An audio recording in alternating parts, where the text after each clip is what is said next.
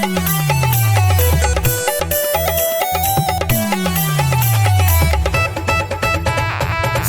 रे पत्थरों की बतिया बताओ रे,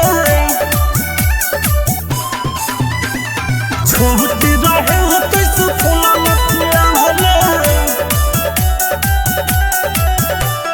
सुन रे पत्थरों की बतिया बताओ ना, सुन रे पत्थरों की बतिया बताओ ना, छोटे रहे कैसे फूला फुलावाना, छोटे रहे कैसे फूला फुलावाना।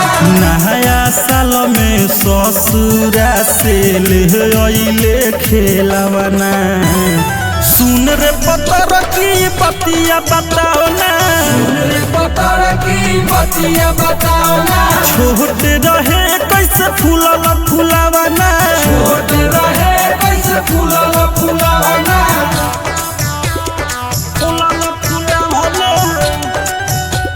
Music by Shatrughan Kumar. सुन रे पत्थरों की बतिया बताओ रे,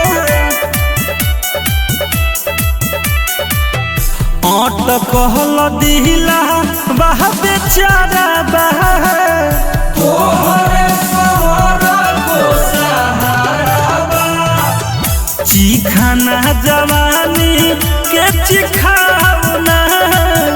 आवाज़न लगे दुनियाना। छोटे छोटे रहे जब गइल रहलू गवना।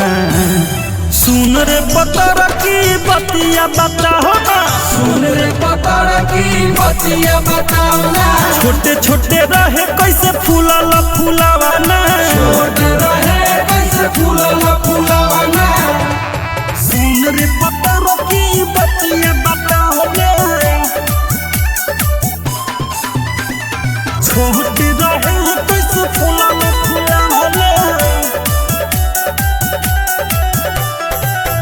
दिल मिथले सक राखो हो, सोनू रे हाल मोरी ताको हो, सहसी पमा जहलुटा बहतारू। काहे मुकेश के तरसावतारू। एह साल शत्रुघ्न के इतना सतावना। सुन रे पत्थरों की बतिया बताओ ना, सुन रे पत्थरों की बतिया बताओ ना, छोटे छोटे रहे कैसे फूला फुलावाना, छोटे रहे कैसे फूला फुलावाना।